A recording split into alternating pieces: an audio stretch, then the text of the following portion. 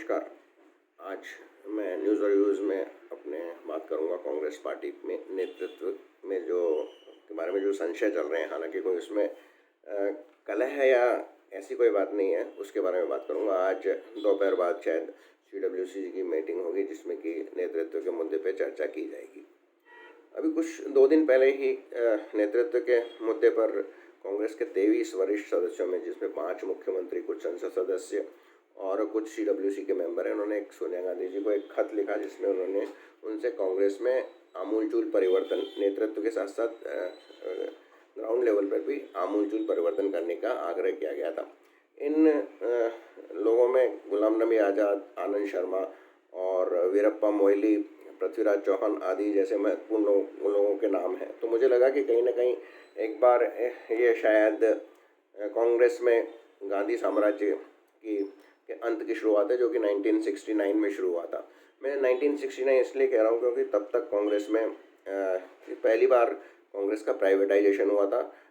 इंदिरा गांधी ने जहाँ एक तरफ बैंकों का नेशनलाइजेशन किया था, वहाँ पर उन्होंने कांग्रेस का प्राइवेटाइजेशन किया था। और तब तो हालांकि वो अध्यक्ष नहीं बनी थी, और जहाँ तक मुझे याद है कि देवकांत बरवा, जिन्होंने फेमस लाइनें बोली थी, Indira is India, India is Indira, emergency के टाइम में, वो कांग्रेस के शायद आखिरी अध्यक्ष थे जो कि गैर गांधी परिवार से थे। इसके बीच में एक नरसिम्हा राव और सीताराम केसरी का पीरियड छोड़ दिया जाए, क्योंकि उस समय सोनिया गांधी, राजीव गांधी की मृत्यु के बाद पॉलिटिक्स में एक्टिव नहीं हुई थी, और जैसे ही वो एक्टिव हुई थी तो कहा जाता है कि उन्होंने काफ़ी ही आक्रामक रूप से सीताराम केसरी को पद से हटा दिया था, यहाँ तक कि उनको मंच से भी उठा के ले जाया गया था या फेंक दिया गया था, या फिर उनको बाथरूम में बंद किया दिया था, ऐसी कुछ सूचनाएं थी। तो खैर, तो मुझे लगा कि ये साम्राज्यवाद का अंत है, क्योंकि आनंद शर्मा और गुलाम नबी आज़ाद जैसे नेता जब नेतृत्व में परिवर्तन की मांग करें तो निश्चित रूप से इसको उसका संकेत माना जा सकता था। लेकिन मेरी ये गलतफहमी एक ही दिन में दूर हो गई, या उसी दिन दूर हो गई जब अमरिंदर सिंह जैसे नेता ने कहा कि नहीं, कांग्रेस में अभी नेतृत्व में ऐसा कोई परिवर्तन करने की ज़रूरत नहीं है, और सोनिया गांधी अच्छे से नेतृत्व कर रही है। उधर दूसरी ओर कांग्रेस के जो लोकसभा में नेता हैं अधीर रंजन चौधरी, उन्होंने भी कहा कि कांग्रेस का नेतृत्व सोनिया गांधी के हाथ में ही रहना चाहिए और वो एक सबल नेता है। अब जैसा ही इन्होंने कहा कि दूसरी तरफ से एक गैंग की मांग हुई कि नहीं, राहुल गांधी को वापस से कांग्रेस का अध्यक्ष बना देना चाहिए। ये एक तरह से मुझे लग रहा है कि कहीं ना कहीं ये प्री अरेंज्ड ड्रामा है, जिसमें फिर से किसी गांधी को ही वापस से अध्यक्ष बनाया जाएगा। अब एक गैंग, एक जो तबका है कांग्रेस का, वो कह रहा है कि परिवर्तन होना चाहिए, यानी कि सोनिया गांधी को हटना चाहिए। दूसरा तबका कह रहा है कि सोनिया गांधी को बने रहना चाहिए, और तीसरा तबका कह रहा है कि राहुल गांधी को फिर से अध्यक्ष कांग्रेस का बना दिया जाना चाहिए। हालांकि पिछले 1 साल में राहुल गांधी ने ऐसा क्या किया कि इन लोगों को उनमें अचानक से एक बहुत बड़ी नेतृत्व क्षमता नजर आई, और रिवाइवल वो कांग्रेस का कर सकते हैं, ऐसा उनको लगा। तो ये ऐसा है कि जब अब ये 3 गुट हैं, एक सोनिया गांधी को चाहता है, एक राहुल गांधी को चाहता है, और एक आमूलचूल परिवर्तन करना चाहता है। आमूलचूल परिवर्तन का जो गुट है, जिसकी तरफ से ये पत्र है, उसमें शशि थरूर भी हैं। इन सब का ये जो है, ये एक ड्रामा है जो ये कहने की या जताने की कोशिश कर रहा है कि कांग्रेस में अभी भी डेमोक्रेसी है और लोगों की सुनी जाती है और लोगों को कहने की आ जाती है, इससे अधिक कुछ नहीं है। अब रहा सोनिया गांधी और राहुल गांधी के जो अलग अलग समर्थन हैं, उनका बारे में बात करें तो जैसा मैंने पहले कहा कि प्रियंका गांधी ने भी कहा है कि नॉन गांधी एक बनना चाहिए। वो भी अपने गांधी साम्राज्य को आगे जारी रखने का एक नाटक का एक हिस्सा था। अल्टीमेटली क्या होगा कि आज बैठक होगी, उसमें सबसे पहले तो सोनिया गांधी के नेतृत्व में विश्वास जगाए प्रस्ताव पास किया जाएगा। उसके बाद राहुल गांधी की भी प्रशंसा की जाएगी कि वो भी अपने लेवल पे काफ़ी कोशिश कर रहे हैं। लेकिन प्रियंका गांधी वाला जो गुट है, एक जो अभी तक साइलेंट है, वो प्रखर रूप से ये कहेगा कि हमें परिवर्तन की आवश्यकता है, और चूँकि राहुल गांधी अध्यक्ष नहीं बनना चाहते हैं, इसलिए प्रियंका गांधी को अध्यक्ष बना दिया जाना चाहिए। लेकिन इस सब नाटक के बावजूद के बाद भी फैसला नहीं हो पाएगा, सोनिया गांधी किसी तरह अपनी इस पर नाराज़गी जाहिर करेगी, प्रियंका गांधी भी इस पर अपनी असहमति जाहिर करेगी, तो फिर एक अंतरिम अध्यक्ष कांग्रेस का नियुक्त कर दिया जाएगा, जो या तो कोई मुस्लिम होगा यानी माइनॉरिटी कम्युनिटी से होगा या फिर कोई दलित होगा।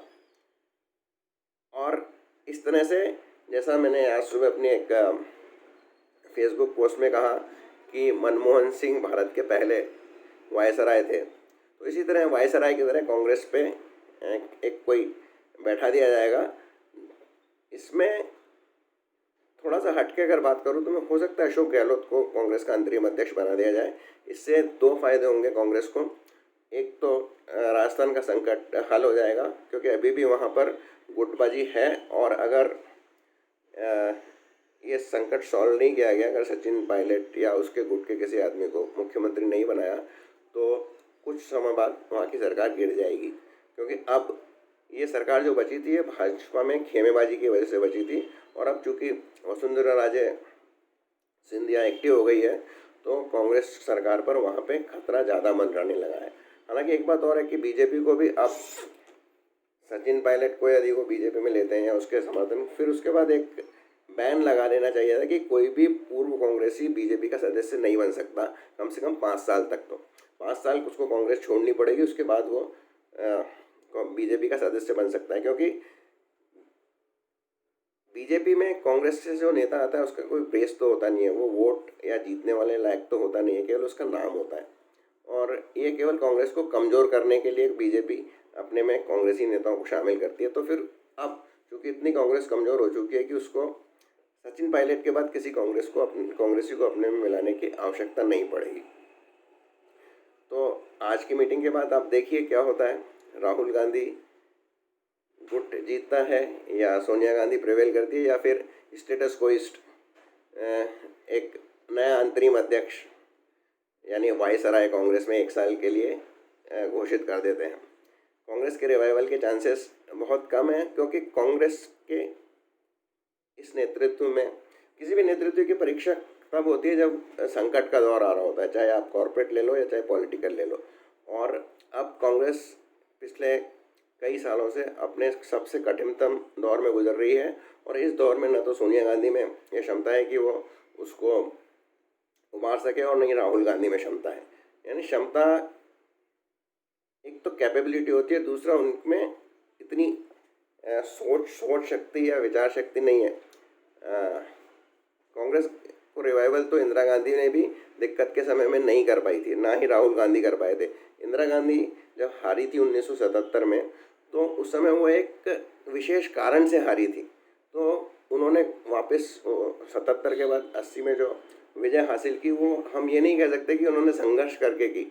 वो एक ऐसे गठबंधन की सरकार को उसने हराया जो गठबंधन था ही नहीं, जिसमें 4 अलग अलग पाँव थे, और वो अलग अलग डायरेक्शन में 1 साल बाद ही जाना शुरू हो गए थे।